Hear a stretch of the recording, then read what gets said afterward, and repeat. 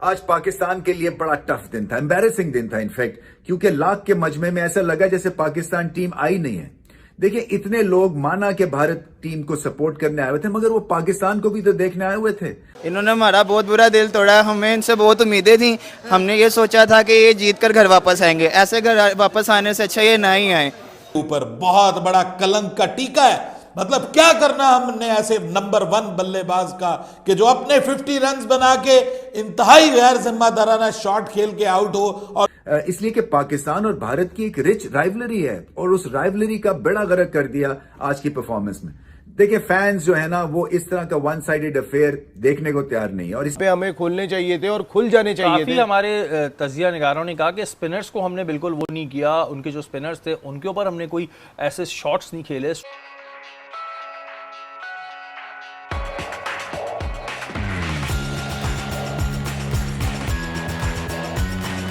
इसलिए वो टीम को माफ भी नहीं करते हैं, क्योंकि आप लड़के हार जाएं किसी को कोई प्रॉब्लम नहीं होता, मगर इस तरह से हाफ टाइम के ऊपर ही पहले ब्रेक में ही पता चल जाए कि भारत ये मैच जीत जाएगा तो फिर कोई नहीं देखता है ऐसे।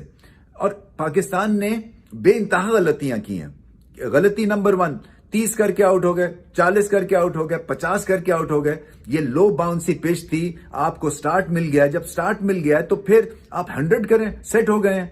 और फिर वही बात है कि इतना बड़ा अगर मजमा आया था तो इसमें प्रेशर में आने की जरूरत नहीं है, बल्कि जो ग्रेट प्लेयर्स हैं, जो ग्रेट टीम्स हैं, वो ऐसा प्रेशर मांगती हैं कि मुझे दो ऐसा प्रेशर, मुझे ऐसी स्टेज दो, लाख आदमी मुझे देखने आए, मैं बताऊंगा मैं कितना बड़ा टैलेंट हूं। मगर उससे अगर आप परेशान हो जाएं और उसको ये समझें कि जी पता नहीं क्या होगा अगर मैं आउट हो गया, पता नहीं क्या होगा अगर मैंने कैच छोड़ दिया, तो फिर नेगेटिविटी आ जाती है। और नेगेटिविटी जब आती है तो आपके हाथ पांव जैम हो जाते हैं, फ्रीज हो जाते हैं, और फिर यही होता है जो हुआ है। बॉलिंग भी ऊट पटांग है। देखिए, आप गेंद आगे करते हैं, मैं फास्ट बॉलर्स की बात कर रहा हूं, जब गेंद स्विंग हो रहा हो, जब गेंद स्विंग ही नहीं हो रहा, सीम नहीं हो रहा, तो आप हाफ वॉली क्यों कराएंगे? आप फिर लेंथ बॉल कराएं, जैसे जसप्रीत बुमराह करते हैं, एक जगह पे विकेटों को एम करके लेंथ बॉल। स्पिनर्स का गेंद स्पिन नहीं होता, कभी फुल टॉस आगे पीछे, उनके स्पिनर्स ने जकड़ के रख दिया।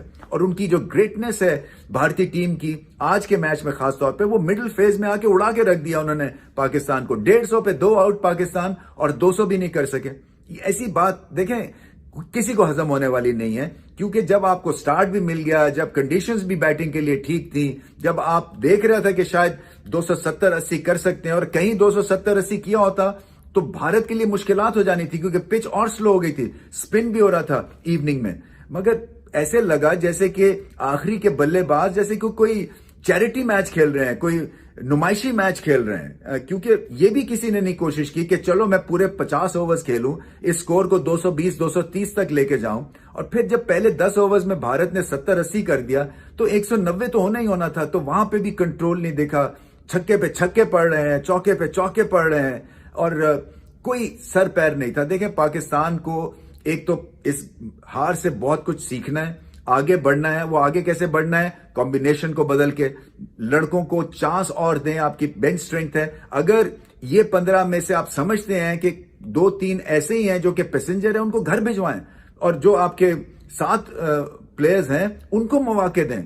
इसलिए कि ये जो आपने देख लिया कि कितने 3 मैचेस का जो एक सैंपल साइज है ना, वो बहुत ज्यादा है वर्ल्ड कप के लिए। आपको आइडिया हो जाता है कि कौन कितना किस में हिम्मत है और ताकत है और पानी है। सो मैं समझता हूं कि आपको बहुत ज्यादा चेंजेस करनी पड़ेंगी, खासतौर पे बॉलिंग में, और फिर बैटिंग में भी यही बात है कि प्रेशर में आ गए और विकेटें गिरती चली गई हैं। आपको पता है कि कुलदीप यादव ने क्या बॉल करना है, आपको पता है जडेजा कैसी बॉलिंग करते हैं, विकेटों में गेंद रखते हैं। कुलदीप यादव के जो लेफ्ट आर्म स्पिन है वो आप आराम से पकड़ी जाती है, क्योंकि जब वो गुगली करते हैं वो ज्यादा फ्लाइट करते हैं। तो ऐसे लग रहा था जैसे कि बिल्कुल फ्रीज हो गए बल्लेबाज। नवाज की भी मुझे बैटिंग की समझ नहीं आती है, इफ्तिखार की अगेंस्ट स्पिन बैटिंग नरम है।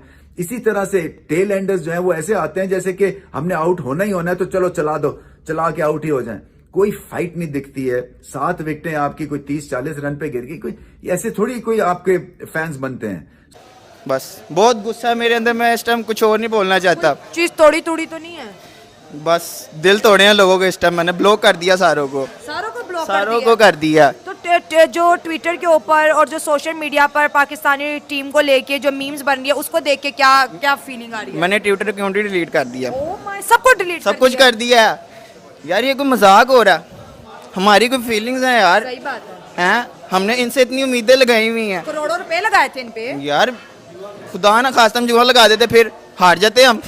उसके बाद इशारा करने के बाद सब सारे तुम आउट हो जाओ और हमने जो है वो क्लैप्स करना है, मतलब ये क्रिकेट है। I am really really disappointed, जिसको आप कहते हैं कि इंतहाई गैर जिम्मेदाराना क्रिकेट, इंतहाई गैर जिम्मेदाराना क्रिकेट। 155 से आप 191 पे ऑल आउट हो जाते हैं, 155 पे आपके 2 प्लेयर्स आउट हैं, और वहां पे ऐसा क्या क़यामत आ जाती है कि जनाब उनके बॉलर्स अचानक जो हैं वो ऐसे तूफानी बॉलर्स हो जाते हैं, उनके जो कप्तान है वो कप्तान की कप्तानी कमाल हो जाती है, और हमारी सारी की सारी टीम रेत की दीवार साबित होती है। मैं आपको बताता हूं सर, द बिगेस्ट डिफरेंस, और ये डिफरेंस पूरे वर्ल्ड कप में आपको नजर आएगा, वो है कप्तानी। एक तरफ कप्तान है रोहित शर्मा, जिसने आज बताया है कि कप्तानी कैसे होती है। उसको पता है कि 155 पे 2 खिलाड़ी जब आउट हो तो फिर विकेटों को किस तरीके से निकालना है।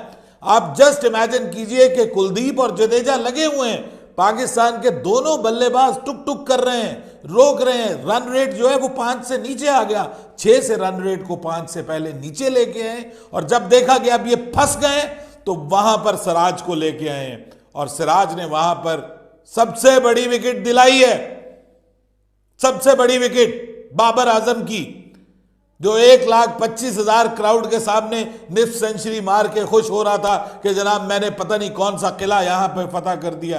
अरे भाई मैच खेलो, अपनी टीम के लिए खेलो, अपनी टीम को आखिर तक लेकर के जाओ।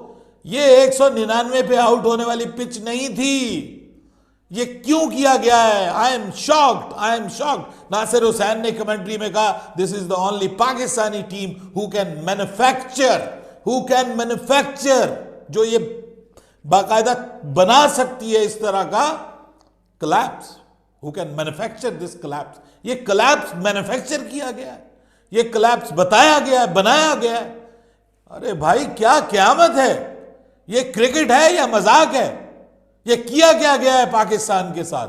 ये जो 11 लोग वहां पे गए हैं, ये सिर्फ 11 लोग इसके जिम्मेदार नहीं है, इसके जिम्मेदार वो लोग हैं जिनकी मौजूदगी में खिलाड़ियों के मुंह लटके हुए थे, लोगों ने तस्वीरें देखी हैं।